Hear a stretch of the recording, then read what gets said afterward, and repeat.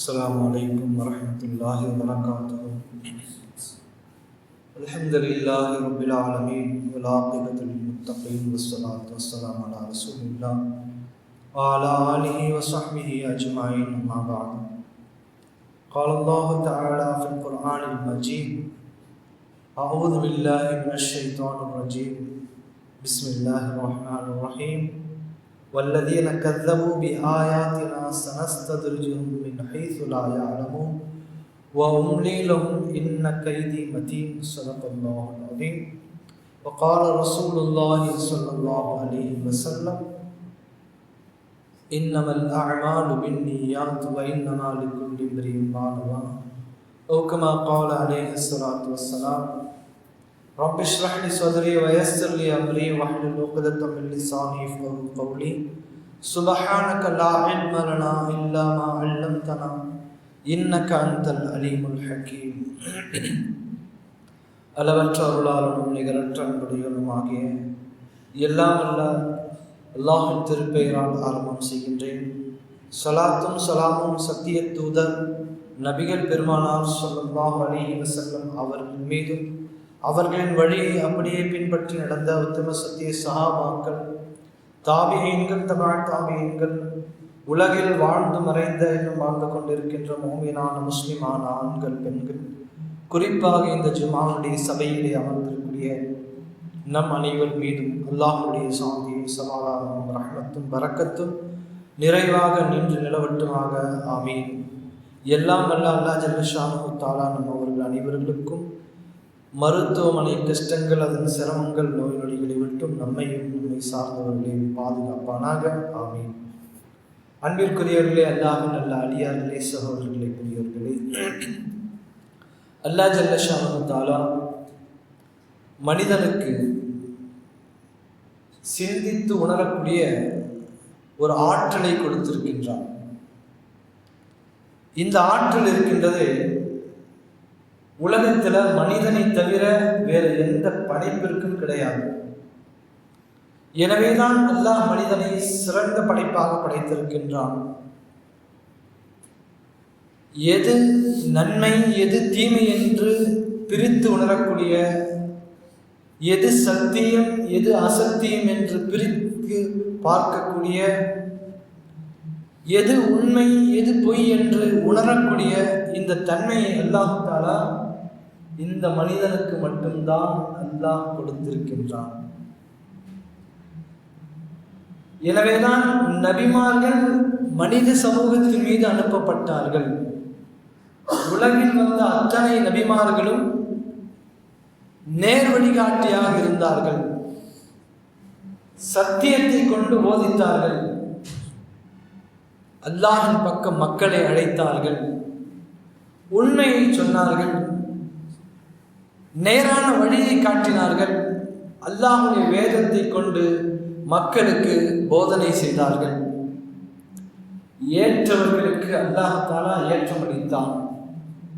யார் நபிமாருடைய சொல்லை ஏற்றார்களோ அவர்களுக்கு அல்லாஹ் தஆலா வெற்றியை கொடுத்தான். யார் அதனை மறுத்தார்களோ அவர்களுக்கு அல்லாஹ் தஆலா இந்த உலக இறுதி நாள் வரை வரக்கூடிய மக்கள் எல்லாம் உணரும் அளவிற்கு அவர்களுக்கு மிகப்பெரிய தோல்வியை கொடுத்தான். பின்னால் வரக்கூடியவர்கள் கூட இன்றும் கூட அந்த பொய்யர்களுடைய வரலாற்றை பேசும் அளவிற்கு, எந்த பொய்யர்கள் யார் அல்லாஹ்விற்கு மாறு செய்தார்களோ, யார் நபிமார்களின் சொல்லை புறக்கணித்தார்களோ, யார் நபிமார்களை உதாசீனப்படுத்தினார்களோ, யார் நபிமார்களை கொலை செய்தார்களோ, யார் ஈமான் கொண்டவர்களை கொலை செய்தார்களோ, அவர்களை சித்திரவதைப்படுத்தினார்களோ, சிரமத்தை உண்டாக்கினார்களோ, அவர்களை அவருடைய அழிவை அன்று மட்டுமல்ல இன்றளவும் இனி கியாமத் வரை நாம் பேசிக்கொண்டே இருப்போம். குர்ஆன் சொல்லிக்கொண்டே இருக்கின்றது. குர்ஆன் பேசும். கியாமத் வரை இந்த குர்ஆன் சொல்லிக்கொண்டே இருக்கும். அசத்தியவாதிகளின் அழிவை அல்லாஹ் தஆலா குர்ஆனிலே பதிவு செய்து விட்டான். இது இறுதி நாள் வரை வரக்கூடிய மக்கள் எல்லாம் பேசும் பொருளாக ஆக்கி வைத்து விட்டான். கண்ணியமிக்கவர்களே, பாருங்கள், எதிரிகள் அசத்தியவாதிகள் எப்படி இருந்தார்கள்? மிகவும் பலம் பொருந்தியவர்களாக இருந்தார்கள், மன்னர்களாக இருந்தார்கள், மன்னர்களாக இருந்தார்கள், ஆட்சி புரிந்தார்கள், தன்னை கடவுள் என்று சொன்னார்கள். எல்லா விதமான சக்திகளையும் அவர்கள் தன்னகத்தை பெற்றிருந்தார்கள். கொஞ்ச நெஞ்சம் அல்ல, எல்லா விதமான சக்திகளும், பிரம்மாண்டமான ஆட்சி அதிகாரத்தை அல்லாஹ் அவர்களுக்கு கொடுத்தான். நபிமார்களை உதாசீனப்படுத்தினார்கள். அல்லாஹ்வின் கட்டளையை ஏற்க அவர்கள் இருமாப்பு கொண்டார்கள். சிலர் சொன்னார்கள், தன்னை கடவுள் என்று சொன்னார்கள், தன்னை வணங்க வேண்டும் என்று சொன்னார்கள். அவர்களையும் நல்லா அடித்து வைத்தார். வெளிப்படையிலே பார்க்கும் பொழுது யார் ஈமானை ஏற்றார்களோ, சத்தியத்தை ஏற்றார்களோ, அவர்களுக்கு கொஞ்சம் சிரமம் வந்ததை போன்று தோன்றியது அந்த நேரத்தில். ஆனால் சிரமம் கொஞ்ச காலமாகத்தான் இருந்தது தவிர, நிரந்தரமான சிரமம் கஷ்டம் யாருக்கு கொடுத்தான் என்று சொன்னால், யார் சத்தியத்தை ஏற்க மறுத்தார்களோ, உண்மையை ஏற்க மறுத்தார்களோ, அவர்களுக்கு அல்லாஹ் தஆலா நிரந்தரமான தோல்வியை நஷ்டத்தையும் கொடுத்தார். கண்ணியமிக்கவர்களே, இந்த நியதி இருக்கின்றதே, அன்று மட்டுமல்ல, இன்று வரைக்கும் அல்ல, இறுதி நாள் வரைக்கும் இதுதான் நியதி. சத்தியம் வெல்லும், அசத்தியம் வீழும். இதுதான் நியதி. உலகத்தினுடைய இறுதி நாள் வரை வரக்கூடிய மக்களுக்கு குர்ஆன் சொல்லும் செய்தி இதுதான்.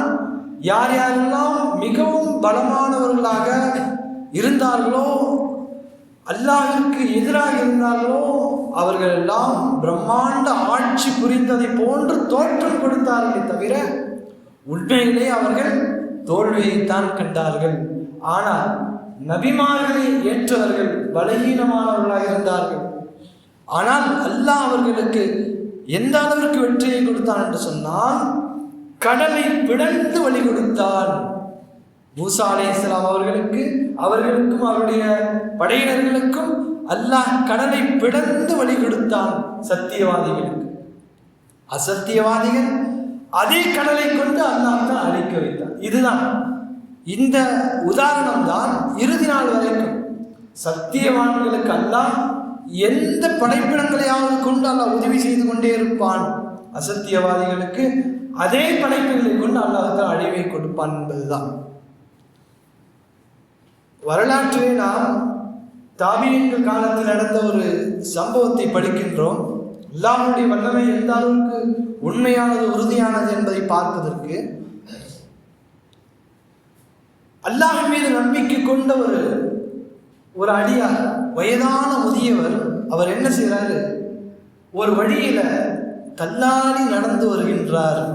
தள்ளாடி நடந்து கொண்டே அப்படியே வரார். வரும் பொழுது எதிரே ஒரு இளம் ஜோடி,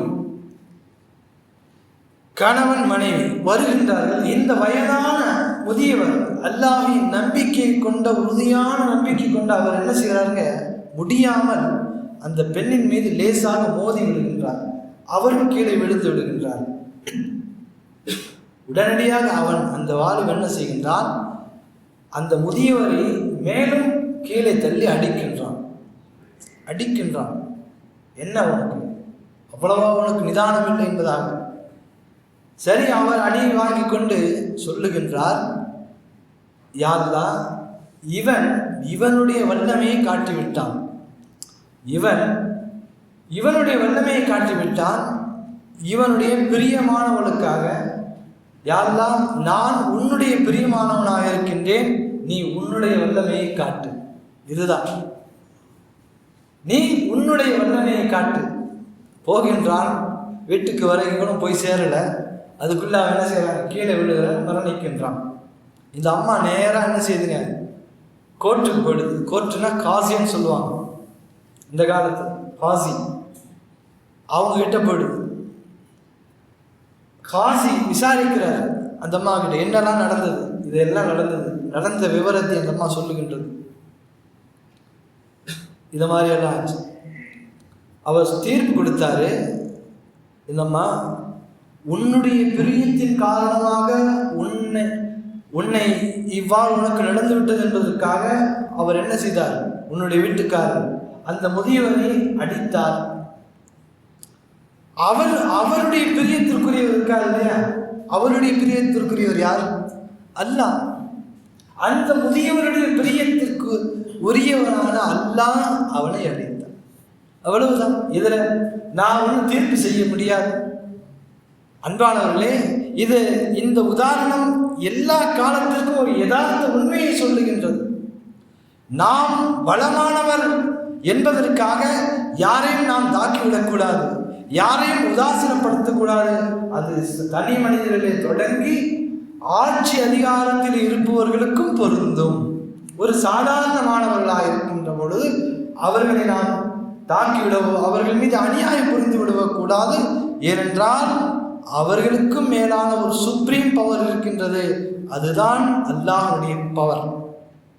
மிக்கவர்களே, இந்த உலகத்தில் யார் யாரெல்லாம் மிக பிரம்மாண்டமான பவர் என்று சொல்லுகின்றார்களோ அவர்களுக்கெல்லாம் அல்லாஹ் குர்ஆன்ல எதை திரும்ப உதாரணம் காட்டுறான்?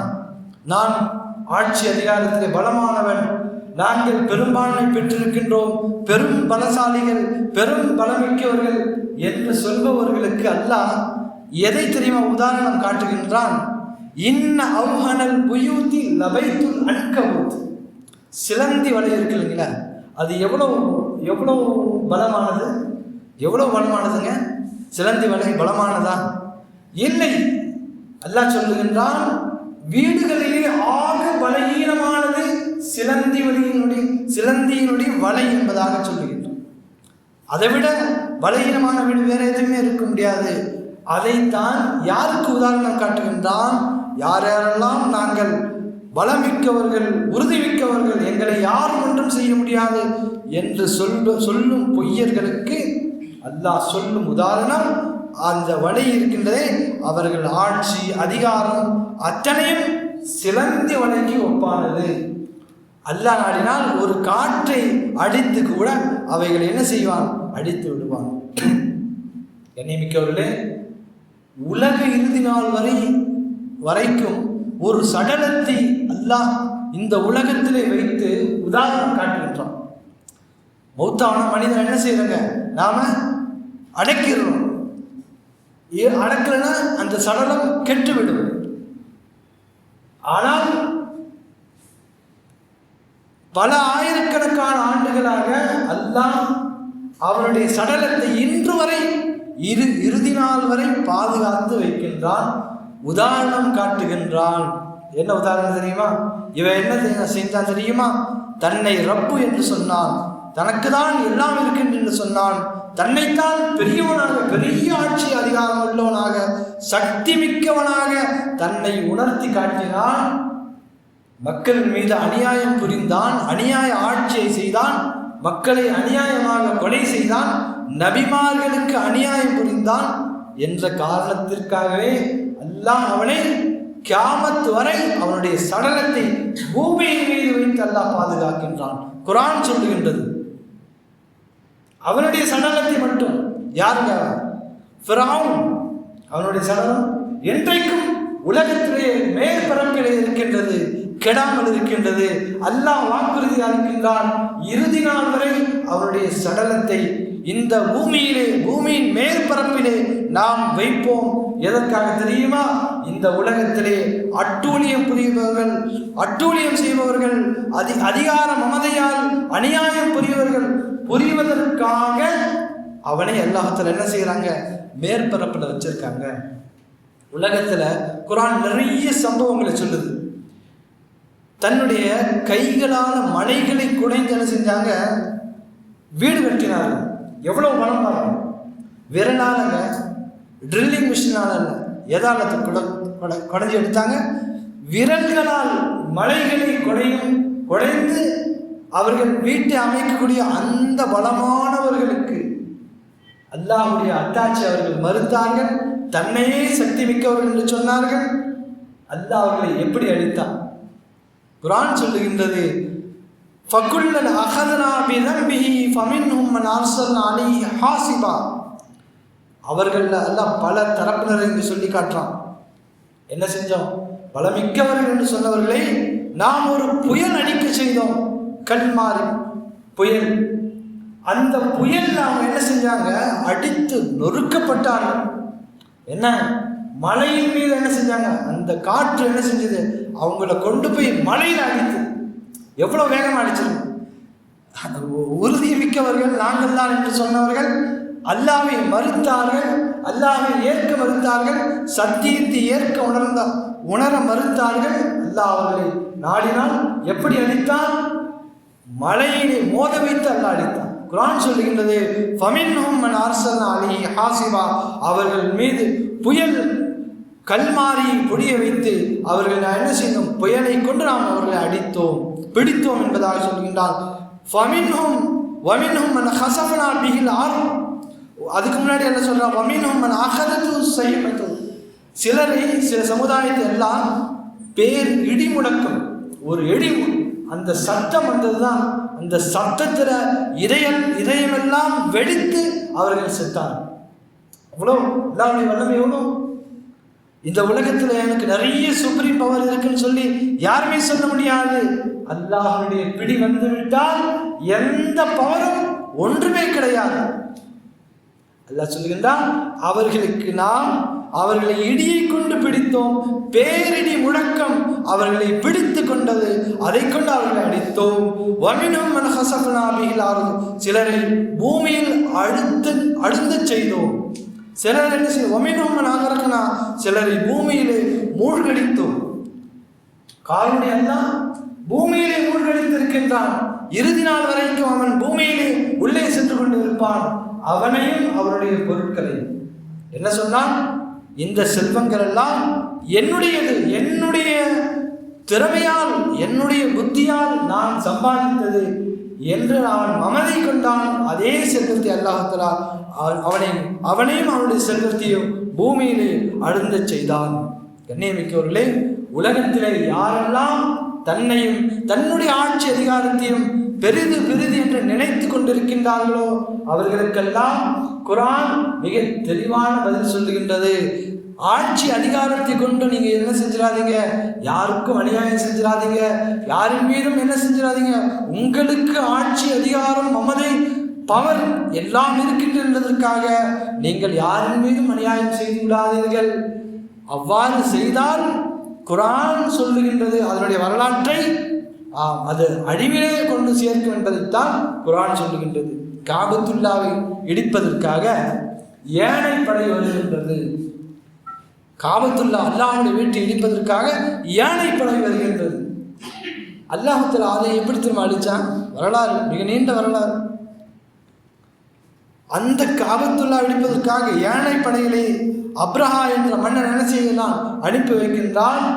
அல்லாஹ் அதை அபாபில் என்ற சிறிய பறவைகளை கொண்டு அல்லாஹ் என்ன செய்கின்றான், அந்த யானைகளை விரண்டோட செய்கின்றான். அந்த சிறிய பறவைகள் அது போடக்கூடிய அந்த கற்கள், அந்த சிட்டுக்குருவி இருக்கு இல்லையா, அந்த சிறிய சிறிய பறவைகள், அந்த பறவைகளை கொண்டு அல்லாஹ் தஆலா என்ன செய்கின்றான், யானைகளை விரண்டோட செய்கின்றான். இதுதான் அல்லாஹ்வுடைய வல்லமை. ஏனையை விரட்டுவதற்காக அல்லாஹ் தஆலா ஏனையோட பெரிய படைப்பு அல்லாஹ் அனுப்பல. எதை அனுப்பிச்சான், நீ பலகீனமாக நினைக்கக்கூடிய அதே அந்த சிட்டுக்குருவிகளை கொண்டு அல்லாஹ் அளித்தான். இதுதான் அல்லாஹ்வுடைய நீதி.